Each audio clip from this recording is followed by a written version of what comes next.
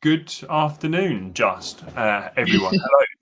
I had to double check that. I knew we were starting in the afternoon, but I just double guessed myself. If you're here already, well done. You are eager and keen to listen to Lizzie. If you're not here, then I can't say hello. I don't know, Lizzie, have you seen and listened to any of these other ones I do?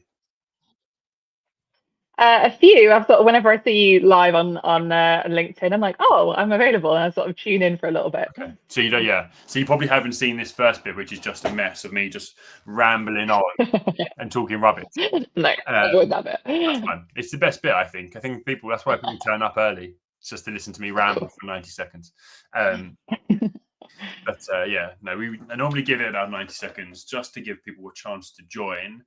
And if they are here already, and if you are here listening to me and Lizzie, please say hello, because it just makes us feel like we're not alone, which doesn't really matter. We'll have a conversation anyway, but it just makes us feel a bit better. Lizzie, have you used StreamYard before? I have, but not live, I don't think. I've done some recordings on it, but yeah, not in a live capacity. Okay, wicked. I'm going to talk you through this whilst we're live, just because why not? On the right-hand side, you'll see if anybody comments. Amazing. Lately, some people, when they've commented, don't come up with their name. Okay, and I'm saying this out loud just so people can know if they're listening, they'll know this. And you might have to put your name down just so we know who we're talking to. But yeah, just so if you see anybody comment, you can either ask those questions or I will ask those questions to you. So yeah, don't worry. Wonderful. All right, look, we are 2 minutes in nearly. We'll get started. First off, I have to say thank you, Lizzie, for joining me. I'm very excited to have this conversation. It's kind of a LinkedIn Live podcast, but I see it more as a conversation. So I'm very glad that you have given me your time to do this and talk around confidence and EQ and how we lead with both of those. Also, it's something I see quite a lot as a coach and a challenge a lot of people have when it comes to leadership, especially when it comes to leading up.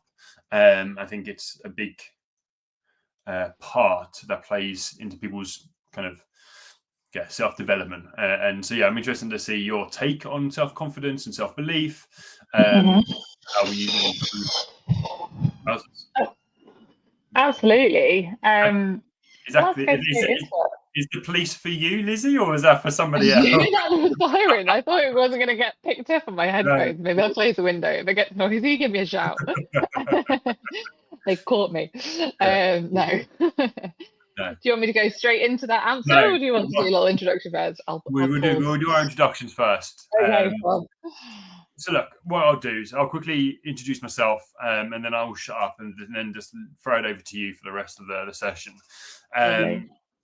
So, hello everyone. If you don't know who I am, my name's Rich. I am a high-performance executive leadership coach and trainer, soon to be Carla's personality profiling coach and trainer as well, helping people and leaders perform at their best for as long as they can. I am also the founder of Employees Health, which is connected to the Wellbeing Chat, which is a wellbeing education company and support for HR and organizations. If you want to know more, message me. That's me done. Lizzie, over to you. Please introduce yourself. Tell people who you are and why you are here.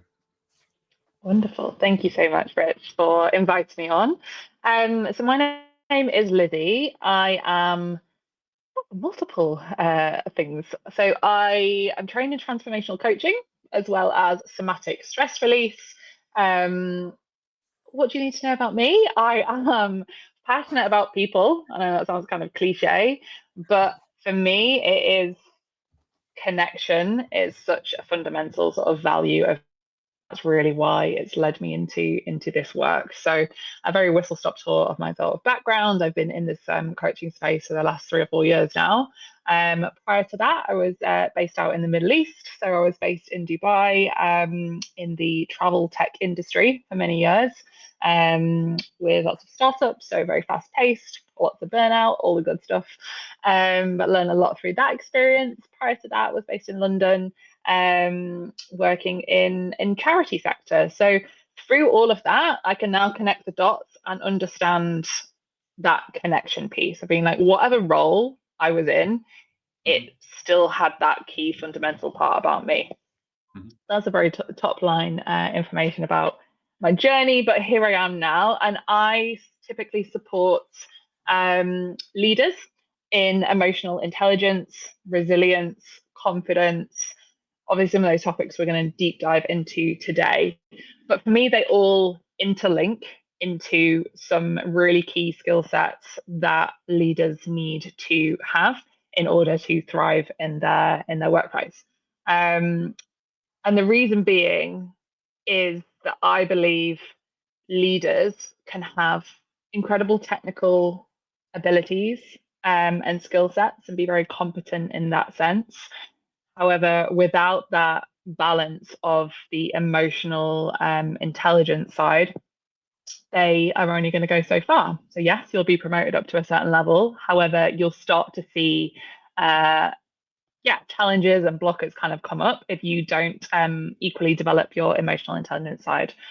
Where I see confidence coming into that is in many different ways, which we can obviously kind of dive into in a second. But for me, I typically work with companies of varying sizes, varying industries and backgrounds. For example, today I did a full day workshop with Big Bus, the hop on, hop off, with their like product pricing team, quite niche. Whereas last week I was working with some electrical engineers and their kind of senior management there. Who else have I been working with? Tomorrow I've got a session with Kraft Heinz and specifically on confidence, but people from all different kind of teams in that sense. So you can kind of just get a flavor of the variety of my work, but ultimately I'm working with people, I'm working with humans and their typical challenges, lack of belief in themselves, lacking confidence. It shows up time and time again, all in very, very similar formats. And that's the beauty of it. So like I was saying, I always work with either companies on a team basis as well as one-to-one. And I'm super passionate about it. So I think that's the introduction. Thank you. Yeah, we will get into that, and obviously it's been quite the journey. What was the moment you realized that you wanted to go into this? Really nice question. So I often remember people telling me how brave I was. I always remember that word brave, being like, you're so brave starting your own company. And it never really quite sat with me. I kind of understand it to a certain extent now, but I still don't fully connect with it because for me, it wasn't about being brave and doing something like high risk because of that kind of, I guess, deeper belief and knowing in both my natural characteristics and qualities of I know that I'm a very empathetic person. And with the addition of going into transformational coaching and learning the accreditation behind that, so really honing that skill set, just up-leveled that to something that I could then translate and work with people to get them from A to B. So taking that step into launching my business and even the journey that it's come on in the last 4 years. So initially I worked more with like one-to-one women in very high and powerful positions, still working at the confidence at that level. Whereas now I've kind of taken it in a different path into the real niche of emotional intelligence and resilience. And it's just been a natural journey. So that moment of quitting my job and launching my business, like, yeah, I guess it took a little level of courage and things, but for me it was like a knowing. It was like I have to do this. And to be fair, like I did it whilst I was based out in Dubai, and I think the Middle East environment, which I love, has a certain entrepreneurial spirit about it. It attracts a sort of person with a certain mindset, which I was definitely surrounded by. So I was surrounded by other people starting their own businesses and making something out of nothing kind of thing. So that just kind of felt possible for me. So I really don't know if I would have still taken that same step if I was based in London here. So there was a few factors that allowed me to kind of take that step. But it was definitely the only step forward. It wasn't to kind of continue in what I was doing then. Yeah. And it is a brave step. And so, well done. And that's now the reason why you are here today, right? Which is was a blessing. I was going to start with confidence, and you know this as I gave you a bit of a brief, but I'm actually going to throw this over to you because I feel like you have a system to confidence. And so I don't know whether you want to start with something else first, or I can jump into confidence straight away and ask you that kind of around confidence. I think confidence is the first step through the door, let's say, because I see it as the umbrella, and some of the themes that I just mentioned all kind of sit underneath it. So my understanding of what confidence is, or how more so it's typically misunderstood. Confidence for me is often assumed that it's a feeling or a motivation that arrives, and then we take action, and we need to wait till we feel confident in ourselves before we can step forward, before we can ask for the thing, before we can do something. Whereas my understanding is the flip reverse of that. Confidence is actually the ability to be in that discomfort, to take the action, even when it feels hard. And when we start to kind of flip that round and thinking, rather than the goal of waiting to have that nice, special, warm feeling of feeling confident, because most likely it's not going to come, we have to go break it down into several little steps and think of it as a journey. And what is that first step, and how is that going to feel? It's going to feel uncomfortable, and how am I going to support myself through that? We need that level of resiliency and all those other skills. But once we start to take that first step, we will create evidence that we have survived, we will hopefully thrive, and then we can take another step and build and build and build. And eventually that confidence and the dreamy feeling that we're all kind of craving will be the norm. But to understand that it's a process, and having that compassion and patience with yourself to get to that set point is the key. I guess what you're saying there is like the system is like, that is the ultimate kind of hack of being like, you know what, it's going to feel uncomfortable. What am I going to do in that discomfort?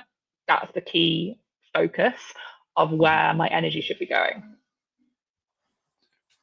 Okay, so can you break that down for me a little bit more about kind of how you would work with somebody, or whether that's a team or an individual, to do that? Because I see it similar to what you're saying. I can understand your process, but I see it when I work with something slightly different. But go on. Oh, I'd love to hear what you tell me what yours is first. What's your understanding of it, and then I'll go into my steps. Okay. Obviously, I'm not a confidence coach, but how I see it when I really deep down into myself, it's this underlying level of self-belief. And that self-belief, if I feel like, if I believe in myself, and or what I believe I'm going to do is correct and true and good and positive, then I have the confidence to go and do it. Yeah. And so that's where for me, it's like, okay, well, understanding that and understanding how I guess it's probably similar to what you're saying then, is that then the step to get to that base level of self-belief. When I really think about, if I'm feeling confident, I need to have belief in myself. And absolutely. And that's it. There's no one perfect definition or system. And I think my understanding is equally as true as yours. Both kind of coexist, and that's absolutely amazing. And it's really like what resonates with you and what do you need, I guess, in certain stages. So when I'm working with individuals, you need to understand, like, what is that action that you're trying to do? Is it something, let's take something more simplistic to understand, of being like, okay, I'm going to learn to drive a car. Like, that first time you're going to sit in that driving seat, probably going to be pretty terrifying. Let's be honest. Like, you're going to have to be with that discomfort. And as much as you can have that self-belief of being like, I can do it, ultimately you still need to learn the skill. So there's a level of like competence that we need to acquire. We can't just suddenly say, I'm going to drive a car, and then off you go, and then bumping into a lamppost 2 minutes later. Like, you're going to be humbled very quickly. So there's so many kind of like elements to it. So obviously that's driving the car analogy, but bringing it back to like leadership in terms of people, especially people that I work with that are moving up into positions. So they have that level of self-doubt and questioning and natural fear and hesitation when they are promoted to be a leader or manage a team or grow their team in a certain way. And that should happen because you've not done it before. So why should you be the biggest, greatest, most confident person? Because you haven't almost like proven it to yourself to have that ability and have that competence. And that's okay. Like you can have a bit of both. So having a certain level of confidence and assurance of being like, I'm going to look for other evidence to see why I have been given this job, why I'm qualified to be here. I have proven expertise of working with people, influencing people, like being competent in and the technical skills of my role. Therefore, people trust and have that vision that I will be able to learn these skills and have that dedication. Fine. So that's the kind of building on your own like self-belief. But at the same time, like it's okay to have those doubts and to know that like my confidence will grow. So a leader that I was working with from that electrical engineering company that I was just mentioning, he has recently been promoted. So he's sort of probably about 4 or 5 months into the role. And he never worked with electrical engineers before, so here's my new terminology. So he used to be on the tools, he used to be on site, like doing the engineering of the electrics, and now he's moved up into kind of more of an office role and in that management. And even the time period that I worked with him over like 2 or 3 months, his confidence has grown. And it's not necessarily from really doing anything different. It's more the period of time it takes to kind of build that confidence. Yeah. And it's like, actually, I need that evidence and I need to build that evidence. So it's looking back to the very first like sort of description that I was saying around confidence. We can't just sit and wait for us to feel good before we can do it. We kind of have to have, yes, a bit of self-belief about ourselves, but we also need to understand it's going to take a time and a process to build up that evidence. Yeah. And the understanding that it's a journey and there will be setbacks and there'll be learnings and all that kind of stuff.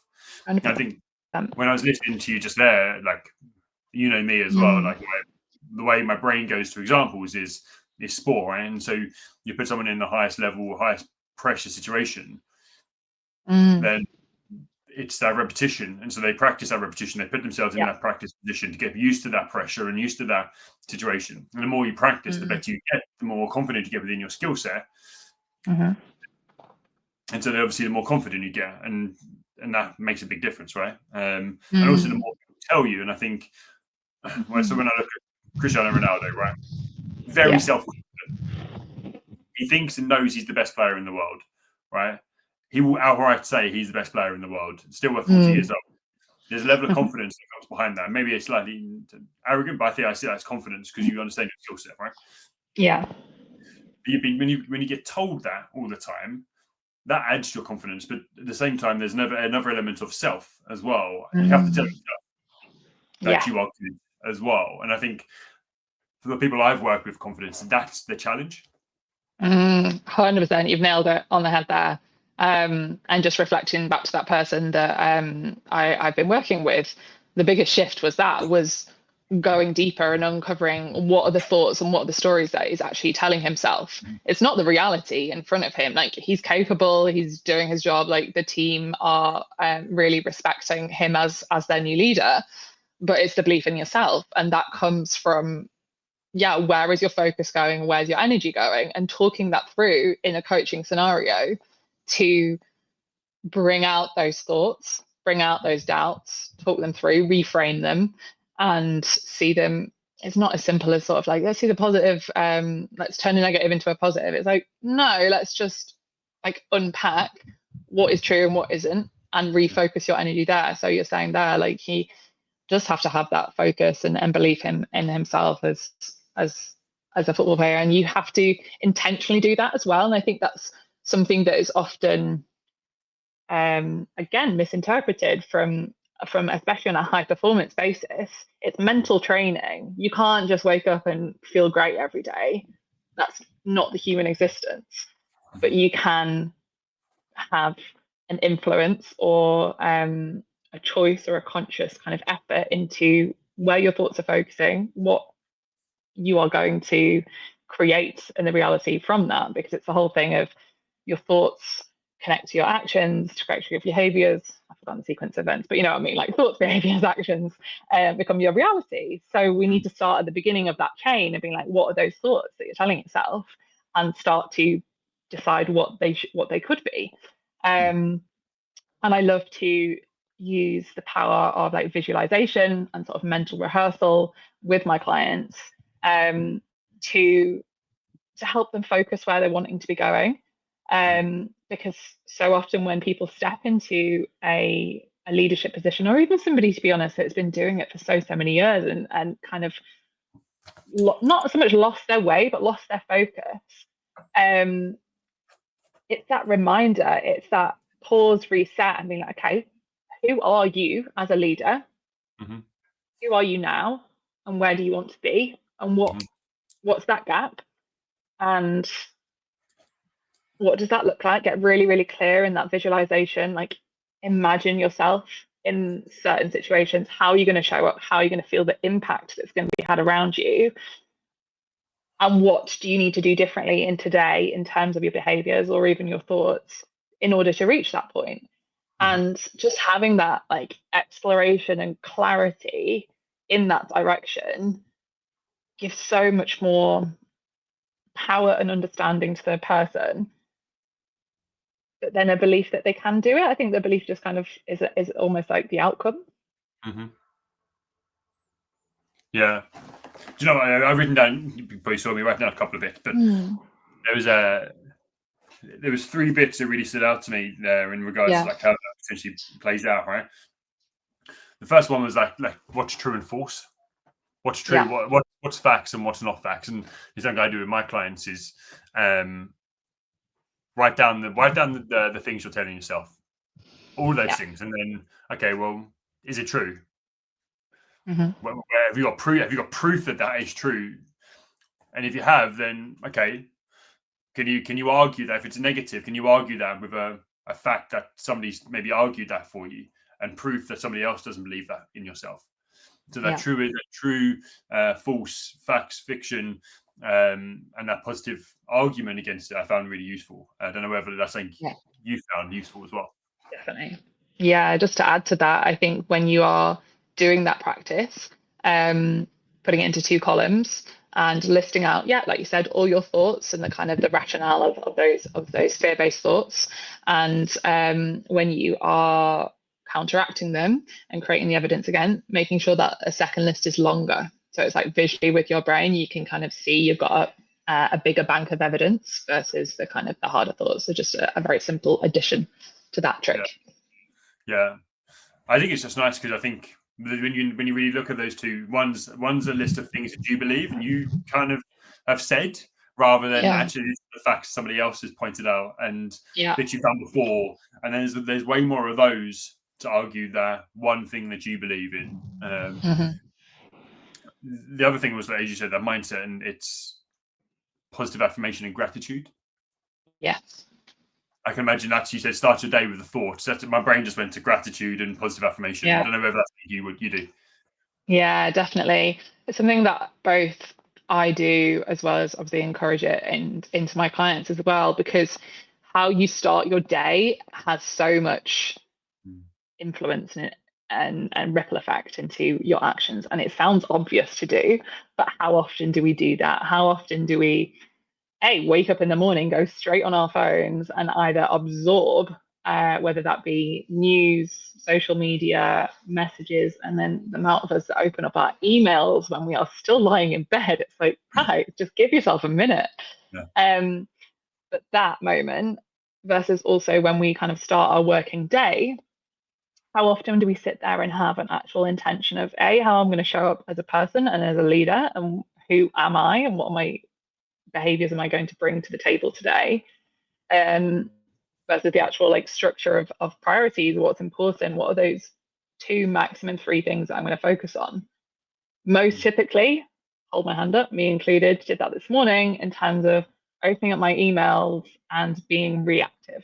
So it's that shift of like proactivity versus reactivity. And as soon as we open up the emails, jump straight into a meeting, straight away the day has control over us. Versus the other way around is it's such a different energy. So with that mindset piece, again, I'm not religious on it, but it's something that I notice really has a positive effect on my day, is to have a moment of either mindfulness or meditation or visualization. I do find it difficult to do it in silence. I really like a guided something. Someone tell me what to do, tell me what to think. I need a bit of a hand to be held, which is fine. And I have, a couple of different like meditations and visualizations that I really like to just like quickly play, and it completely shifts my energy. And it's almost at like a subconscious level, because how I then show up through that day sometimes even surprises myself. I'm like, oh wow, like I feel differently. I'm speaking differently, I'm acting differently, all from that kind of 10 minutes that I spent at the start of the day. So it's really intentional, and it is ultimately like a habit that you have to put into place. But the effects are so strong. Yeah, and it is. And I think that was one of the things which I struggled to get my head around to start with, was those. And I think people see them as a woo-woo thing. Yeah. But actually just the unconscious or subconscious mindset shift and the power of the thought was something which, once you start doing it and play with it and practice it, that makes a huge difference to the person you are as well. Definitely.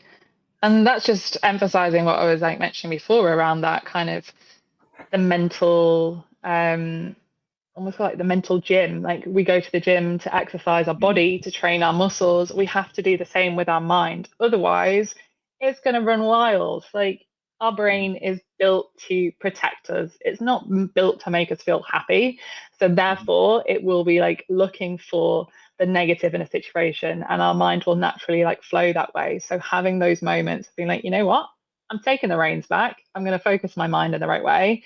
And it takes commitment, and it takes effort, and it takes energy. Like, yes, it can be deemed woo-woo, but ultimately it is hard neuroscience behind it, in terms of we can rewire our brain, and we can choose and have an ability to kind of control to a certain extent, like where our thoughts are going. And simply that understanding for me is such a powerful thing of being like, wow, I get to choose how I feel and how I respond. Like, how amazing is that? And that I completely agree with you, like how I first kind of connected with it. I was like, I don't really get it, I don't really understand it, but ultimately you don't need to know as well. Like sometimes we don't need to know the logic behind it, just trust it and do it and practice it and see what happens. If there's a positive effect, continue it. If not, try something else. But that taking action. Yeah, 100%. And I've recommended it to a few clients, and they've always reported positive impact. And the way it's changed their outlook and changed everything, and the way they live, it's made such an impact. So, yeah, definitely worth it. So I want to go on to touch on EQ, and how you see this impacting confidence, or whether that's what your views are of EQ, confidence, resilience, and how they are connected a bit more. It's really hard to summarize because they're all like interlinked. I'm like, how do they? Let's take one by one. So EQ, so like emotional intelligence. So again, this is my interpretation, my understanding of it, but my understanding of what emotional intelligence is and the skill set kind of behind it is the ability to understand your own emotions as well as regulate your own emotions. So it's that kind of inward reflection first, as well as that ability to do that externally. So be able to read other people's emotions as well. So it's like kind of like, inward and outward kind of focus.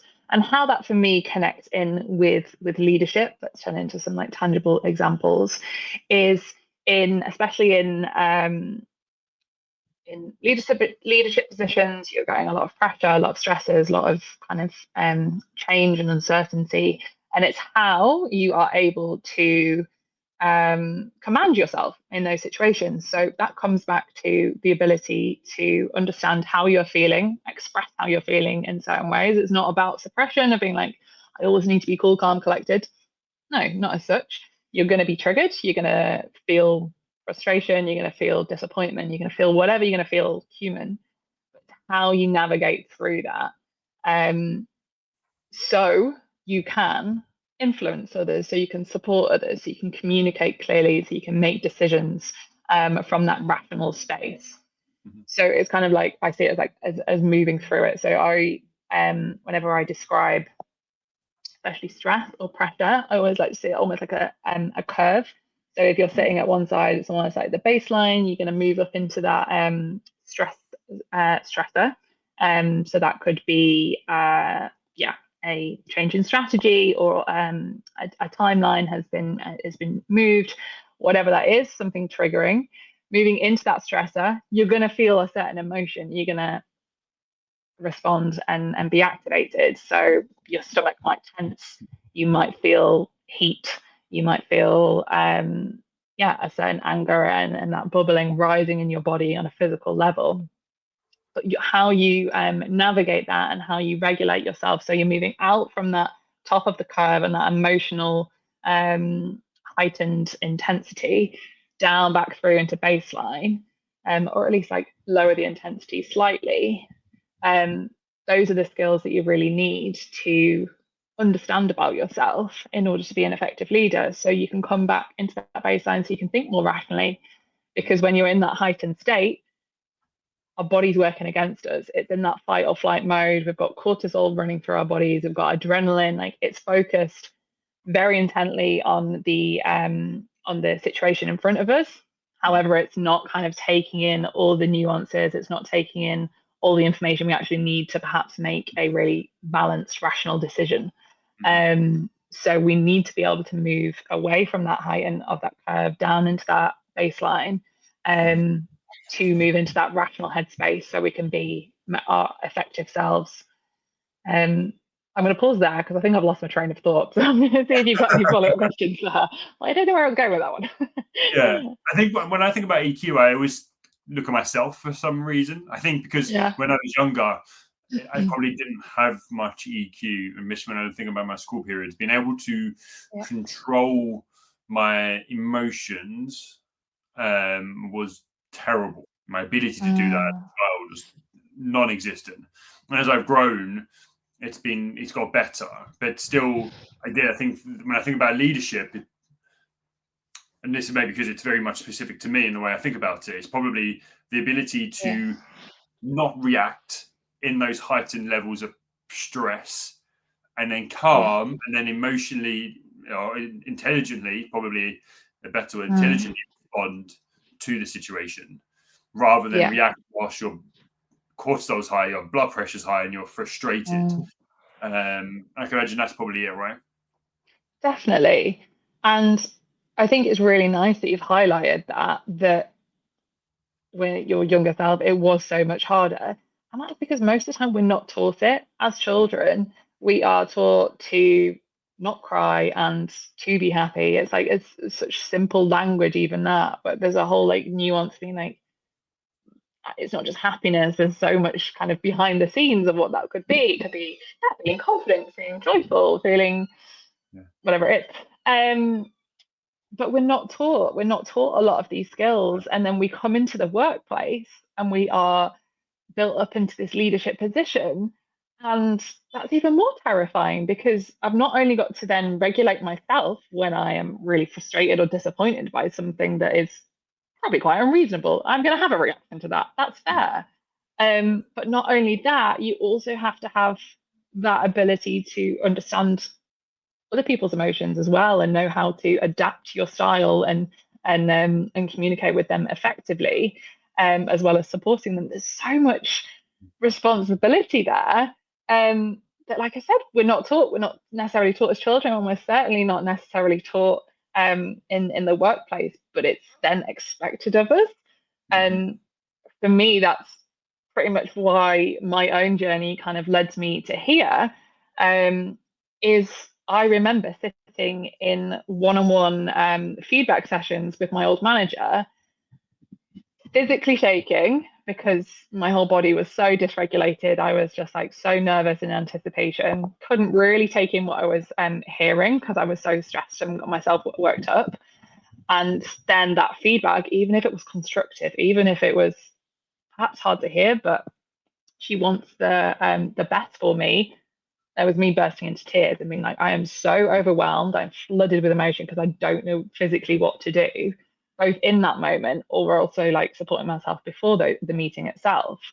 And that led me into, I guess, like the personal investigation and learning all the different tools and resources, reading all the books, listening to all the podcasts, like being like, how do I support myself? Mm-hmm. Obviously now I'm like, okay, I've got it. Like I can teach other people in a much more like simple way, and it doesn't need to be that like take you 6 years to do. But I get it. Like, and that's just one example. Like people have so many difficult interactions in the workplace that are based on that emotional skill set, which makes things really, really hard. They're like so passionate about doing their job, and they're really interested in creating new products or designing new things and having that innovation, or even just doing things really, really accurately to a high level. That's amazing, but they are held back because of this emotional intelligence skill set. And that's why I love to like come in and be like, you know what, we're going to simplify it, and here's a few tools to support yourself.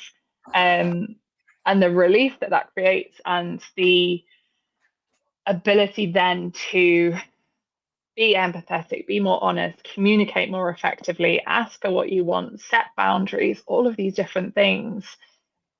It then allows emotional intelligence as a concept to finally become like tangible and be like, oh, that's why it's important, and how it's actually both going to help me, going to help the team, and ultimately make the business more profitable, more productive as well.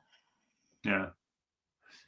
So let's dive into that, because you mentioned tools, and I was like, okay, what are those tools? Without giving away all your secrets, what are those tools?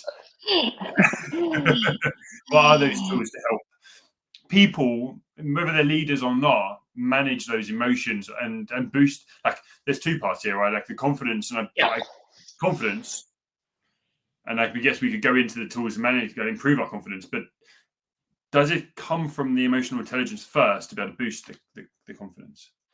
Are two separate things? It's a good question. To be honest, I'm not even sure if I know the answer myself. I think for me, I often see them as interlinked because I'm so passionate about it, but probably not necessarily as well. You can probably have a certain level of confidence without being emotionally intelligent as well. So let's be real with this one. But in terms of skill sets, would you say maybe that's where arrogance comes in then, if you haven't got the emotional intelligence to connect to the confidence? All the difficult questions. It's a very good question. I know, it's really making me think. Like, arrogance or ignorance, but either way, they're both not great words. But if you're typically thinking of, it's a type of it's a leadership style almost. And for me, it's not my personal kind of favorite, but it would be that more like directive, I never say the word authoritarian, you know what I mean? Like the dictatorship kind of thing. I've been like, you know what? I'm the leader. I'm going to tell you how it's done. And that used to work however many years ago. And in certain scenarios, it still does. 100%. Yeah. Sometimes we need that direction. And you can always flex it up in moments as well. Like as a leader, you want to have different styles. But ultimately, like the other styles, I personally feel are needed in this day and age. It is what people expect, and it's what companies are needing to kind of support, because people want to be supported in that way, and at least retention rates and all that sort of stuff. I think it's a style of work. Can I just jump on that quickly? I think it's a style of work, because my brain went to sport as always, and I went, when would an authoritative situation work? And it'd be like halfway through a sports game, you're down and you need to be authoritative. You can't. In some situations where the team aren't performing, you need to give them a direction to change how they're performing to do that. But that's a very short, in the moment thing. And I took that to the workplace and went, okay, so high deadlines, last hours, something pops up. This needs to change. This is how we're going to do it. Yeah. And then that's where that works, because it's not over a long period of time. For sustainable performance within a team and leadership, that's when you need the kind of that emotional intelligence, a bit more of a coaching style, and that's when you need to put it out. 100%. You've got to flex up those different styles based on what is the need. So in that situation there, 100%, people need that direction, and we really like it as well. Like to receive that, it actually feels, you feel held, you feel supported, being like, this person knows what they're doing and I'm going to follow through on that. Fine. Versus a different situation where it's not going to suit and you need to go into more of a coaching style and kind of support and walk alongside them. So it's like exactly what we're saying. It's the emotional intelligence in practice of reading that situation and knowing what skill set is to be used in different ways. Yeah. So going back to your question before of like what tools, and I like the way I think you use the word manage your emotions, because I think language, I guess that's the first tool. Let's talk about that. Language is such a key theme that we need to explore, because the difference between controlling your emotions versus managing your emotions immediately has different connotations. And I would always say we were going to try and manage them, because every emotion is valid. We want to experience emotion, recognize it, and move forward from it. It doesn't mean we need to be stuck in it, but to control them suggests that there are good emotions and bad emotions, and we only want to be feeling the good ones, and the bad ones of, I mentioned, anger, frustration, resentment, all these things, we shouldn't be feeling them. So I will them and I will hide myself and I'll do everything my hardest to avoid them. That is not the goal. We want to manage it. We want to understand what is happening, because, like it or not, that emotion is going to show up in our bodies, in our minds, whether we like it or not. Like, so the first thing around language, a really nice tool that I actually have a screenshot of it on my desktop, is called an emotions wheel. If you just Google it, I don't know if you've seen it or you use it yourself, Rich, but essentially it helps us understand how we're feeling. So for the podcast version, let's say, so we've got the I'm trying to describe it. So we've got the central circle, the inner circle, which is more like simplified language, let's say, of like happy, sad, fearful, and then some others. And then as the circle widens, so it's got three kind of layers almost, and the widest circle, it's got a number of different wording towards each of those sections. So say, for example, if we had sadness, it would then split into, I don't know, sort of like 15 different words. And that would have so much more variety. So it could be you're feeling numb, you're feeling withdrawn, you're feeling jealous, you're feeling infuriated. Already, those words straight away create different different reactions in us, don't they? They're already creating like different scenarios. If you're feeling jealous of something, it's quite different to feeling kind of disappointed. So straight away, using that tool to really identify how you're feeling in certain ways helps us process the emotion. We don't necessarily need to skip to the solution. And I think that's something we really need to be aware of, that being with that emotion in itself is the main kind of goal here, rather than saying, I need to start feeling happy, I need to be feeling positive straight away. It's like, no, slow it down, let yourself be with that emotion simply by recognizing what word it is, what word you associate it within that moment. And perhaps why as well. So saying, I am feeling X because of X. So just kind of contextualizing it and simplifying something that is often on like a sensational level. So something that your body is reacting to. So if your heart's racing, if you're feeling really uncomfortable in your skin, to actually simplify that and say, actually, I'm feeling nervous because of a certain thing. That is part of the process. So that's the first step with that.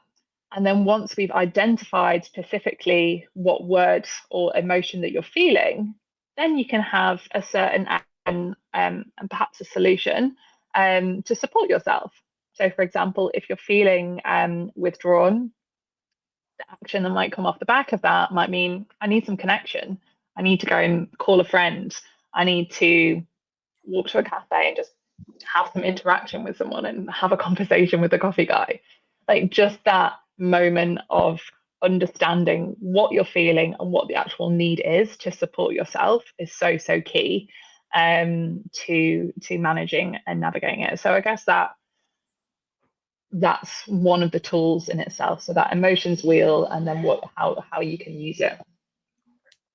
Yeah, and I can see that playing into confidence, being able to reflect and then listen to yourself and what the language you're using or the way you're feeling around the situation can really impact how we approach the situations where we need confidence.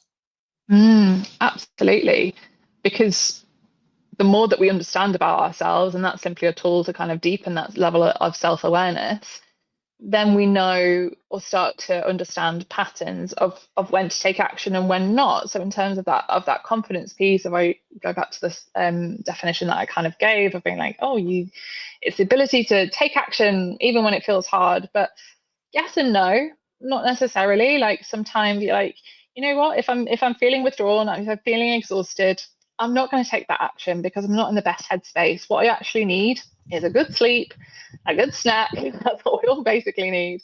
A nap and a snack. But you know what I mean? Just taking that time for yourself to have that compassion and that patience to perhaps move into a different emotional state, and then you can take action.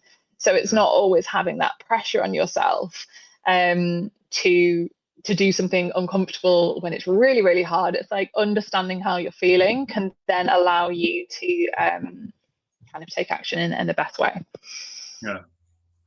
Yeah, I love that. I'm going to begin to round it off a little bit. And what's my next question? And I'm wondering whether I ask another question around leadership, but I'm worried about that might get us into a whole new conversation and start a whole new podcast around it. So what I'm going to do is to bring it more to an end, is to ask you around, okay, so you got two parts here: confidence, emotional intelligence, which is a big part, confidence, which is a big part. So they're not two small parts.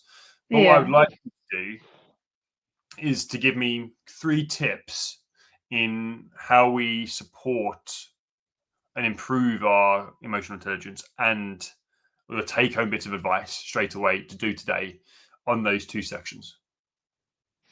Oh, okay. Throw you under the bus. Give me 3 things.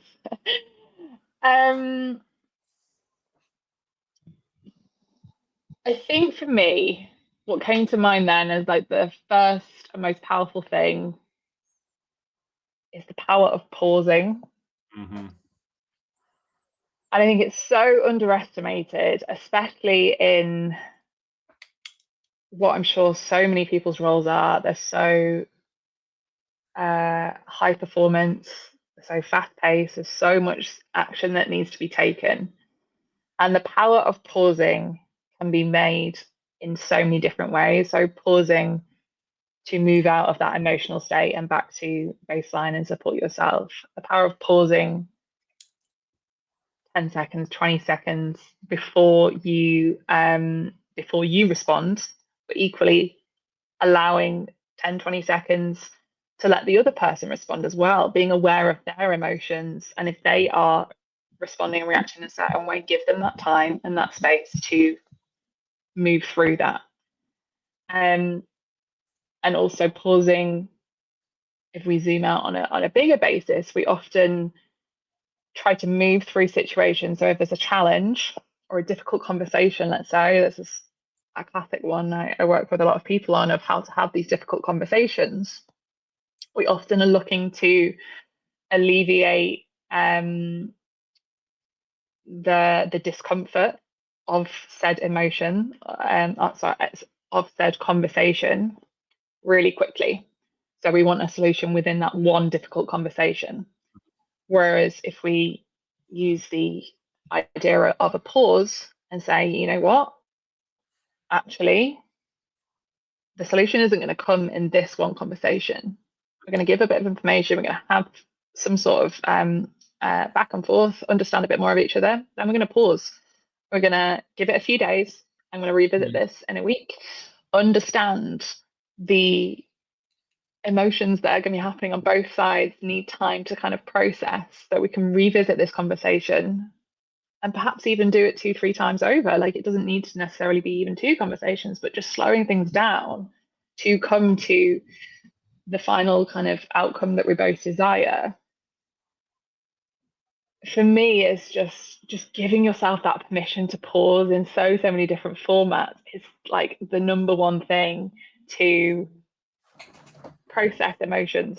Emotions are really hard. They take a lot of energy, and the pause is the ultimate thing. So, number 1, pause.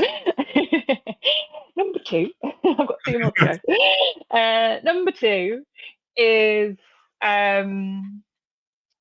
number 2 would be starting to identify where the stress shows up within your body.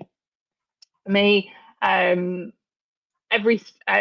experience of stress is different and unique to each person. So understanding what those signs are in yourself is really, really key, because the sooner we can start to notice those things, then you can support yourself before it gets into that heightened state and before we get into overwhelm and kind of dysregulation. So if we start to notice when you are feeling stressed in a certain way, what happens? So typically for me, it would be my stomach would tighten. Does my heart increase?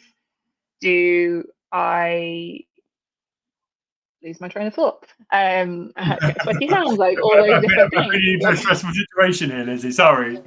Stress, no, I'm joking. But it's being aware in yourself and even just writing them down and being like, what is going on?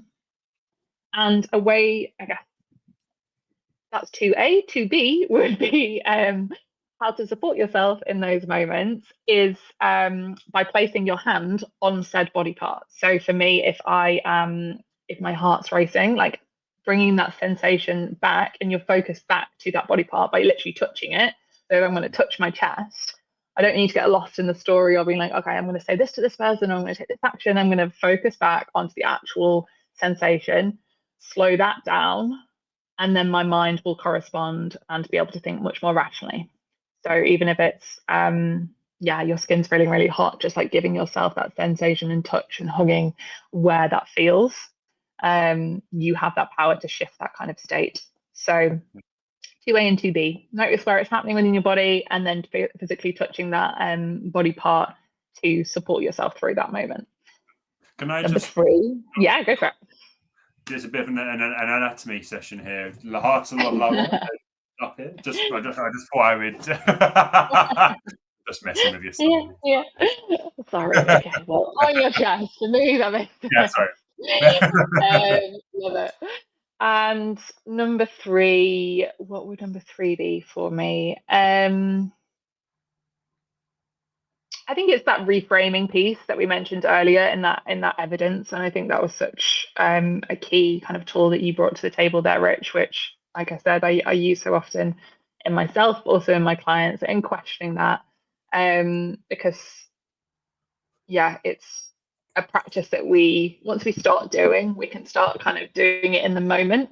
But when you first start doing it, it is going to take that pen and paper and kind of real effort to kind of create those lists.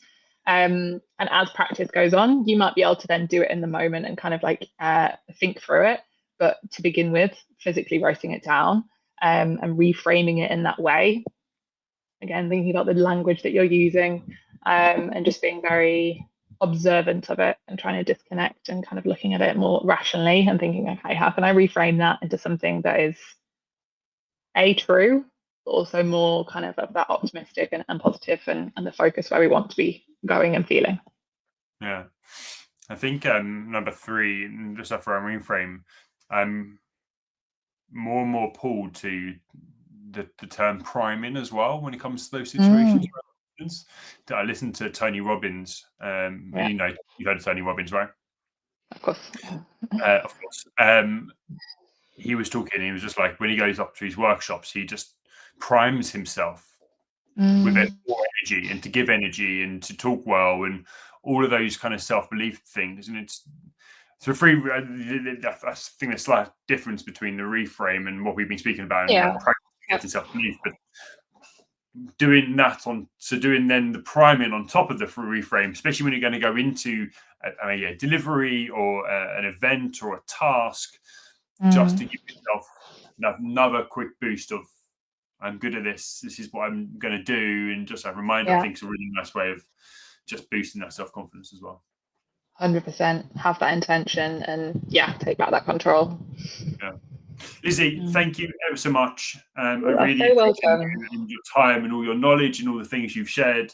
I hope you enjoyed it. I have. Good. Everybody else, if you're listening, thank you for coming and joining us. I hope you've enjoyed it as well. We've got another talk in a couple of weeks. It is a couple of weeks, so I can't remember exactly who it is. But there are a couple of bits which are interesting. West Ham, a guy from West Ham, and talking about how they support their academy and how they work as a team, which is going to be really cool. One about strengths as well, which is coming up. So there's a couple of really interesting podcasts coming up soon. So keep your eye out for that. Otherwise, have a fantastic week.